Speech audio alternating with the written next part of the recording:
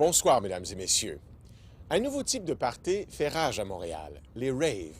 Des milliers de jeunes s'entassent dans un entrepôt et dansent pendant des heures et des heures. Cela peut durer 2 ou 3 jours. L'ambiance est amicale, la musique assourdissante. Il n'y a pas d'alcool, mais d'autres drogues circulent et beaucoup de jeunes en consomment. Ce soir, nous en examinons l'une des plus populaires, mais peut-être aussi l'une des plus dangereuses, l'ecstasy. Les chercheurs en savent quelque chose, les médecins des salles d'urgence aussi. Pour tourner ce reportage, nous sommes allés dans un rave. Il est important de comprendre que les personnes qui vont apparaître à l'écran n'ont pas toutes nécessairement pris de l'ecstasy.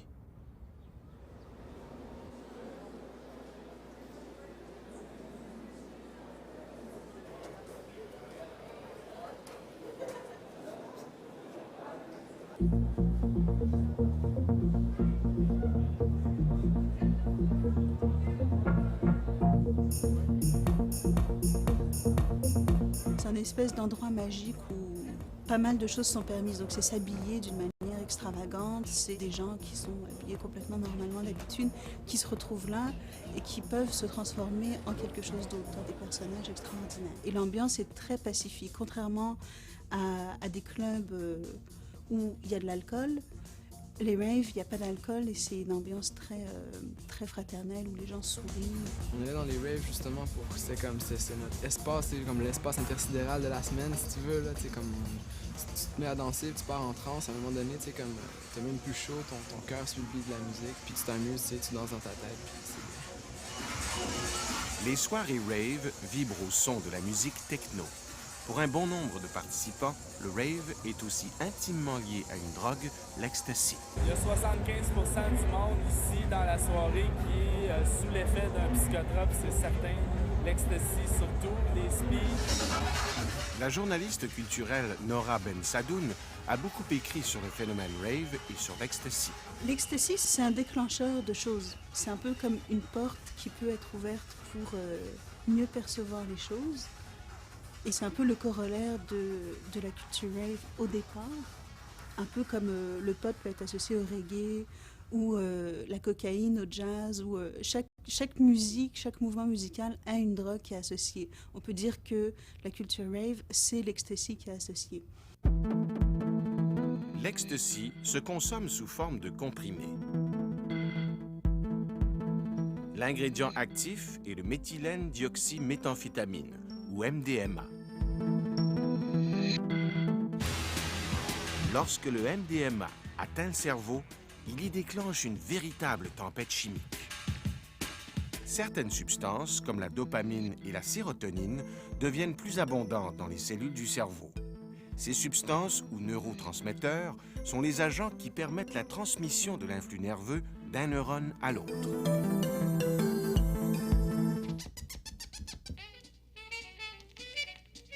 L'afflux de dopamine, mais surtout de sérotonine, provoque un état euphorique.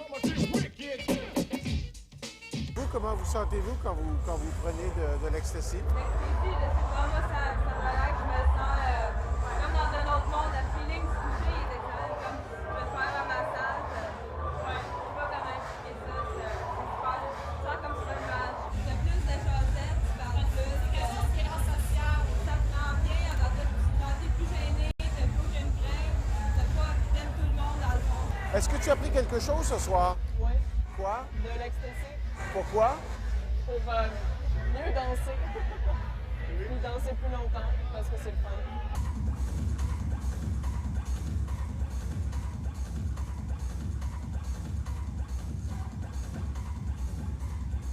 Mais après quelques heures, le niveau de sérotonine diminue beaucoup. La variation du taux de sérotonine pourrait avoir des effets surprenants.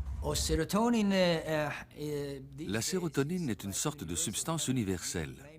On peut la blâmer pour tout et elle est bonne pour tout. Le plaisir sexuel, la dépression, la schizophrénie, les troubles d'alimentation, etc. Elle contrôle plusieurs fonctions différentes, probablement parce que la sérotonine et les neurones producteurs de sérotonine se trouvent partout dans le cerveau. Le professeur Dick Sitch étudie l'effet du MDMA sur la sérotonine. Dans son laboratoire, on administre du MDMA à des rats ou à des chiens. on leur injecte aussi une substance radioactive qui permet de mesurer la quantité de sérotonine produite par le cerveau. Ici, c'est un chien qui a pris du MDMA. Le scanner permet de suivre la production de sérotonine dans son cerveau. La quantité de sérotonine varie considérablement au fil des heures.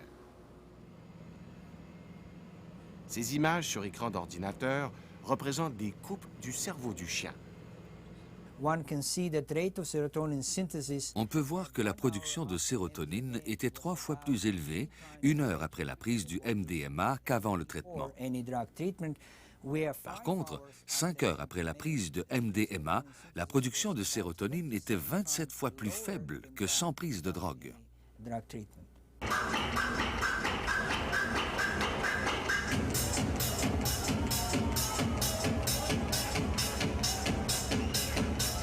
Chez les humains, cette baisse de sérotonine persiste pendant des jours, selon une étude préliminaire faite aux États-Unis.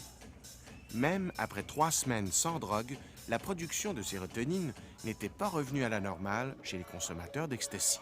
C'est une drogue très stimulante et qui amène un vidangeage de la sérotonine, entre autres. Un bon nombre vont se retrouver en dépression suite à une déplétion de sérotonine.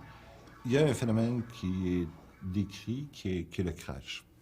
C'est-à-dire qu'après avoir consommé de l'ecstasy, ils vont faire un crash. Le crash, c'est le syndrome du cheval battu. Une perte d'énergie totale à ce moment-là. C'est pas le lendemain, c'est le surlendemain, puis l'autre d'après qui est un petit peu plus dur, mais comme je disais, j'en fais pas des assez grosses quantités pour que ça soit épouvantable non plus.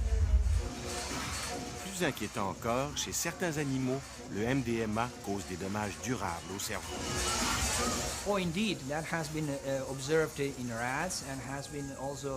On a observé chez les rats et chez les singes qu'il y a une énorme dégénérescence de certains neurones et que ces neurones meurent habituellement. Nous savons que chez les singes, ces neurones peuvent se régénérer, du moins partiellement. Par contre, nous ne savons pas si cette régénération peut restaurer les fonctions de ces neurones.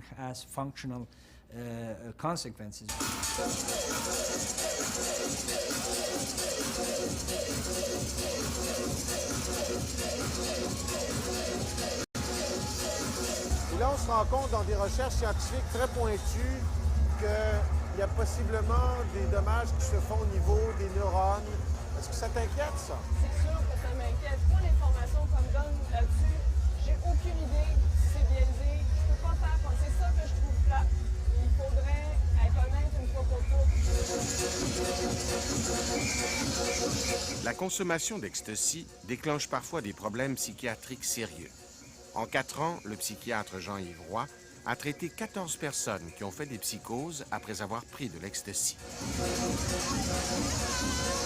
On se retrouve d'abord dans un rave, on fait son rave, et puis là, sur place, il y a des gens qui disent « Mais écoute, ça va pas bien, t'as l'air de pas le prendre, as-tu bu ton eau? » L'énervement continue, la personne continue à, comme ils disent dans le langage, à paranoïer, à avoir des ennemis partout. Puis là, les gens autour commencent à s'énerver. Et là, éventuellement, il y a quelqu'un au bout de 48 heures qui va dire « Bon, ça n'a pas de sens, on va à l'hôpital. » Quand ça a passé les 48 heures, ça risque de durer un bon bout. Facilement 3 semaines en état maniaque et paranoïde. Il est difficile d'attribuer ces psychoses uniquement au MDMA. En effet, les patients du Dr Roy avaient tous déjà consommé d'autres drogues avant de prendre de l'ecstasy. Est-ce que c'est des gens qui avaient des prédispositions? Est-ce que c'est des gens qui avaient déjà des fragilités au niveau neuronal? Le fait que ceux qui font des épisodes toxiques ou psychotiques avaient déjà pris d'autres drogues, est-ce que est-ce que la fragilité avait été induite par une autre substance avant? On ne le sait pas, ça, à l'heure actuelle. Sous l'effet du MDMA, on peut danser pendant des heures sans s'arrêter, sans se rendre compte qu'on a trop chaud ou qu'on se déshydrate. Dans de rares cas, cela déclenche de grosses fièvres dont les conséquences peuvent être tragiques. L'urgentologue Pierre Desaulniers a été le témoin impuissant de la mort de 2 jeunes sous ecstasy.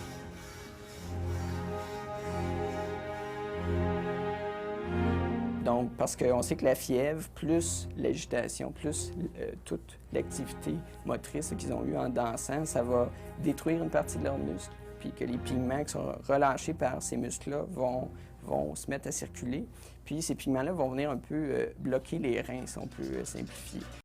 Puis une autre suite de ça, c'est qu'ils vont avoir des troubles de la coagulation. Donc, c'est des gens qui vont se mettre à saigner d'un peu partout, spontanément. Donc, les gens saignent du nez, de la bouche, des gencives, de leur vessie, de leur intestin. Puis le patient va lentement glisser vers un état de choc, donc il va avoir une chute de sa tension, etc. Puis c'est là qu'on les perd essentiellement. Là. On sait qu'est-ce qu'on prend, on sait à quoi s'attendre, s'il y a quoi qui arrive. C'est sûr que si tu as besoin d'aide, depuis toi qui fais le mal, tout le monde autour sont là pour t'aider. Souvent, les utilisateurs de l'ecstasy, comme de d'autres drogues, pensent que c'est relié à la dose, que s'ils en prennent peu, qu'il n'y a pas de risque, mais on est passablement sûr que ça peut le lier, finalement, puis que ça peut se produire avec n'importe quelle dose. Ça peut se produire chez des gens qui en prennent depuis longtemps, comme chez celui qui en prend pour la 2e fois. L'ecstasy est une drogue illégale au Canada. Les comprimés qu'on achète sur le marché noir contiennent parfois d'autres drogues que le MDMA, comme le speed, l'héroïne ou le PCP, des drogues qui engendrent une dépendance physique. L'ecstasy que tu as prise, il y a du speed dedans. Sûrement, il y en a tout le temps dedans. Le groupe de recherche en intervention psychosociale mise sur l'information au moyen d'un kiosque qu'il installe dans tous les raves qui se déroulent à Montréal. La seule façon d'éviter les risques, c'est de ne pas consommer de drogue.